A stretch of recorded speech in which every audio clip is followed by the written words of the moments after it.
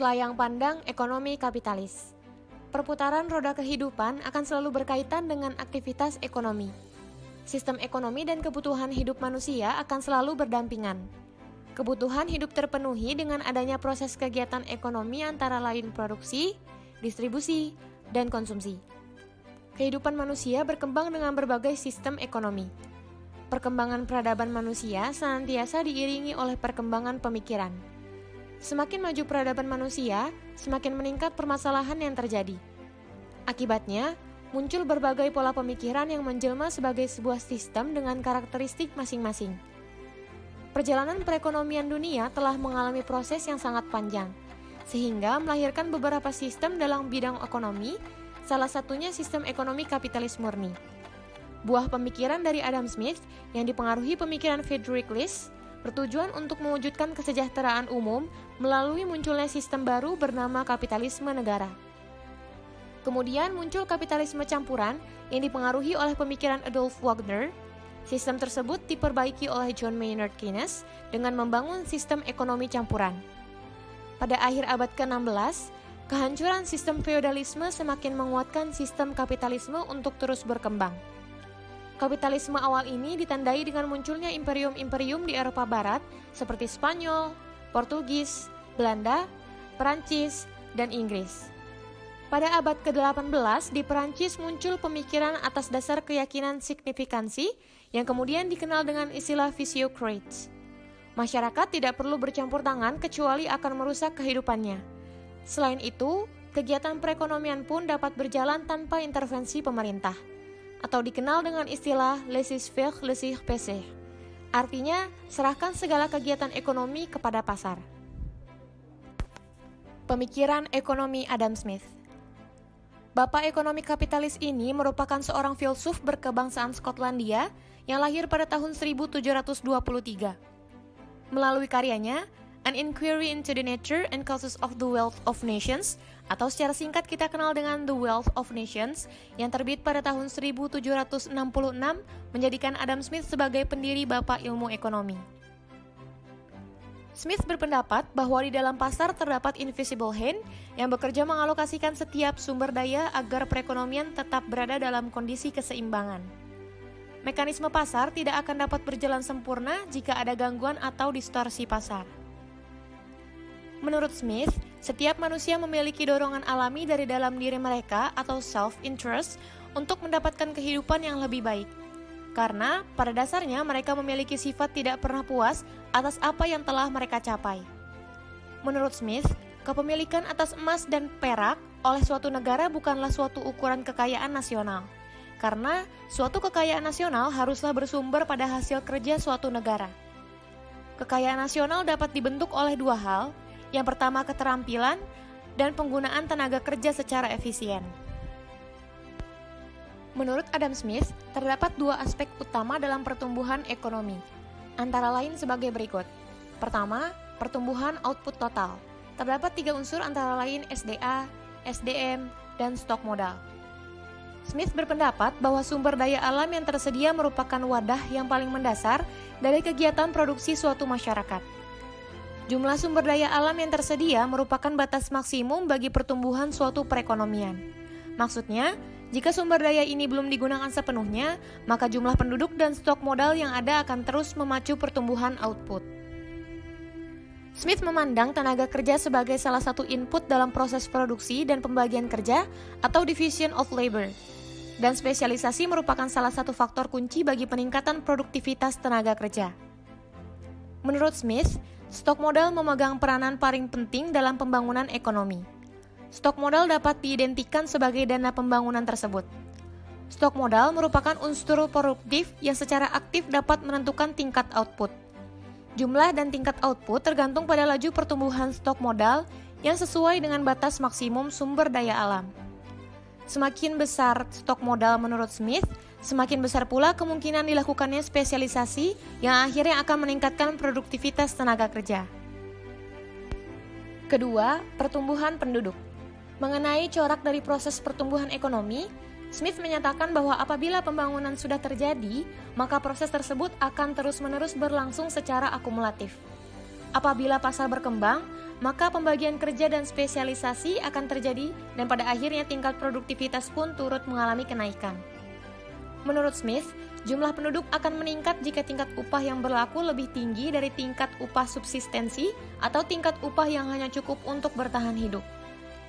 Menurut Smith, tingkat upah yang berlaku ditentukan oleh tarik-menarik antara kekakuan permintaan dengan penawaran tenaga kerja.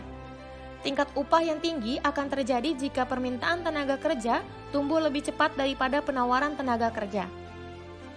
Permintaan tenaga kerja dapat ditentukan oleh stok modal dan tingkat output masyarakat. Oleh karena itu, laju pertumbuhan pada permintaan tenaga kerja ditentukan oleh laju pertumbuhan stok modal yang keduanya saling mempengaruhi atau akumulasi modal dan laju pertumbuhan output. Pemikiran ekonomi David Ricardo.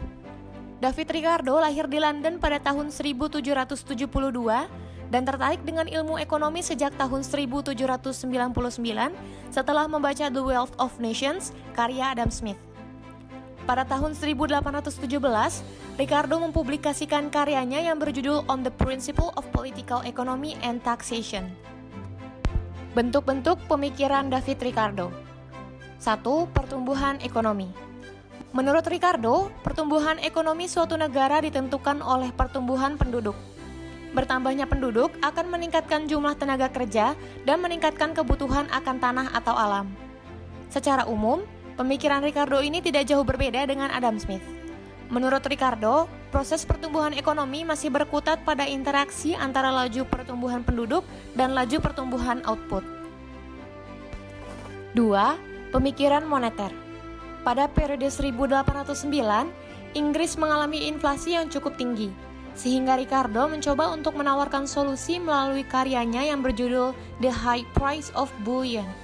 Dalam karya tersebut, Ricardo menyatakan bahwa inflasi terjadi karena Bank of England menerbitkan uang kertas atau banknote secara berlebihan.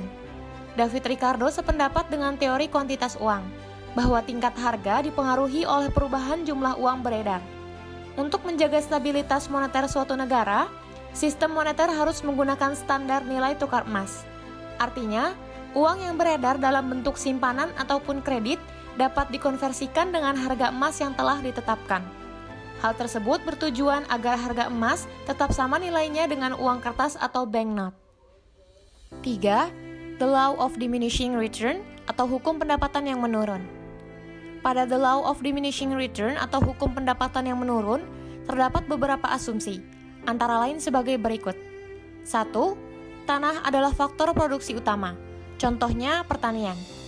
2. Kapital atau modal tetap merupakan satu peralatan yang diperuntukkan untuk satu tenaga kerja menghasilkan jumlah satuan produk yang tetap. The Law of Diminishing Return menyatakan bahwa jika satu macam input terus-menerus ditambahkan, sedangkan input yang lain tetap atau konstan, maka pada mulanya akan menghasilkan total produksi yang semakin besar atau increasing return. Namun, apabila telah mencapai titik tertentu atau maksimum, maka tambahan produksi atau marginal product justru akan semakin berkurang hingga menghasilkan output yang semakin sedikit atau menurun atau diminishing return. 4. Keunggulan komparatif. David Ricardo sangat mendukung perdagangan bebas. Terlihat dari kontribusinya melalui pengembangan teori hukum keunggulan komparatif. Hukum tersebut menyatakan bahwa perdagangan bebas akan menguntungkan kedua belah pihak. Hal yang paling mengejutkan adalah perdagangan bebas akan membuat suatu negara melakukan spesialisasi meskipun negara tersebut memiliki keuntungan absolut dalam produk tertentu. Dalam hukum ini, suatu negara tetap akan memperoleh keuntungan apabila melakukan ekspor pada komoditas dengan kerugian absolut yang lebih kecil. Meski negara tersebut kurang efisien dalam memproduksi suatu komoditas atau kerugian absolut. Dengan demikian, melalui komoditas tersebut, negara memiliki keunggulan komparatif. 5. Distribusi pendapatan. Perbedaan di antara Adam Smith dengan David Ricardo adalah Smith berfokus pada pertumbuhan, sedangkan Ricardo berfokus pada distribusi pendapatan. Dalam model konflik kelas yang dipaparkan oleh Ricardo, pekerja, kapitalis, dan pemilik tanah saling bersaing untuk memperoleh bagian barang dan jasa yang diproduksi. Menurut Ricardo, kesejahteraan akan tercapai dengan distribusi pendapatan yang merata. 6. Teori upah hukum alam. Menurut Ricardo, upah pekerja tergantung pada keperluan subsistem, yaitu kebutuhan minimum yang diperlukan pekerja agar dapat bertahan hidup atau kebutuhan yang tergantung pada lingkungan dan adat istiadat. Jika standar hidup meningkat, maka upah yang dibayarkan kepada pekerja juga akan meningkat. Upah ditetapkan atas dasar biaya yang diperlukan untuk memelihara atau memulihkan tenaga buruh yang telah dipakai untuk melakukan sesuatu, agar dapat terus digunakan dalam proses produksi. Melalui teori ini, upah bagi buruh menjadi sejumlah yang hanya cukup untuk menyelenggarakan hidupnya. 7. Teori nilai dan harga. Menurut Ricardo, nilai tukar suatu barang ditentukan oleh biaya yang perlu dikeluarkan untuk menghasilkan suatu barang, seperti biaya untuk bahan mentah dan upah buruh yang besarnya hanya cukup untuk bertahan hidup atau dapat disebut upah alami atau natural wage. Apabila harga yang ditetapkan lebih besar daripada biaya yang dikeluarkan, maka dalam jangka pendek perusahaan akan menikmati laba ekonomi. Dengan tingginya laba yang diperoleh, tentu akan menarik perusahaan lain untuk masuk pasar, sehingga produksi meningkat dan berakhir pada kelebihan produksi di pasar. Ricardo menyimpulkan bahwa tingkat harga paling tinggi ditentukan oleh tingkat upah alami. Pemikiran Ricardo tersebut didasarkan pada teori nilai tenaga kerja atau Theory of Labor Value, bahwa nilai atau harga suatu produk ditentukan oleh jumlah waktu atau jam kerja yang diperlukan untuk memproduksinya. 8. Teori bunga dan laba. Menurut Ricardo, bunga terlahir karena adanya motif laba atau spread profit yang ingin dicapai. Para pelaku ekonomi bersedia membayar bunga atas dasar laba yang akan diperoleh.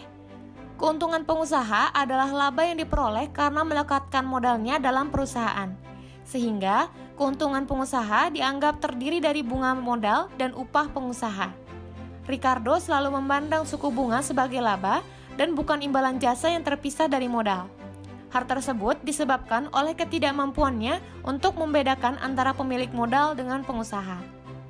Pemikiran ekonomi John Maynard Keynes. John Maynard Keynes merupakan ekonom dari Inggris dan menghasilkan pemikiran yang disebut ekonomi Keynesian. Keynes merupakan orang pertama yang dapat menjelaskan penyebab Great Depression yang terjadi pada tahun 1930-an, atau peristiwa ekonomi paling traumatik di abad ke-20. Karena mengakibatkan Amerika Serikat mengalami kemunduran pada berbagai sektor. Hal ini menyebabkan dunia, terutama Eropa, yang terancam akan kejadian ini pula yang pada saat itu mengalami peperangan. Sehingga menyebabkan para ekonom mempertanyakan ekonomi kapitalisme yang dikembangkan oleh kaum klasik. Dengan demikian, Keynes mengeluarkan hasil pemikirannya. Menurut Keynes, pemerintah perlu melakukan intervensi untuk mengembalikan equilibrium perekonomian. Hal ini didasarkan pada pemikiran ekonom klasik yang berpendapat bahwa siklus dalam pekerjaan dan output akan menyesuaikan dengan sendirinya. Keynes juga menganjurkan pemerintah untuk meningkatkan pengeluaran dan menurunkan pajak agar merangsang permintaan, sehingga dapat menarik perekonomian keluar dari depresi hebat. Adapun pemikiran dan konsep Keynes terdiri dari beberapa faktor sebagai berikut. 1. Hasrat berkonsumsi atau propensity to consume. 2. Tingkat bunga atau interest memiliki kaitan dengan preferensi likuiditas atau liquidity preference. 3. Efisiensi marginal dari investasi modal. 4. Preferensi likuiditas. 5. Upah. Dan 6. Tabungan. Adapun prinsip ekonomi Keynesian antara lain sebagai berikut. 1. Fokus pada jangka pendek. 2. Permintaan agregat adalah pendorong utama untuk merangsang output. 3. Keynes mengasumsikan harga dan upah bersifat kaku. 4. Permintaan agregat adalah alat yang berguna untuk mengendalikan inflasi dan mengakhiri resesi. 5. Peningkatan permintaan agregat menghilangkan pengangguran siklis. 6. Teori kuantitas yang hanya valid dalam jangka panjang. 7. Individu cenderung bertindak atas dasar insting, emosi, dan dorongan spontan.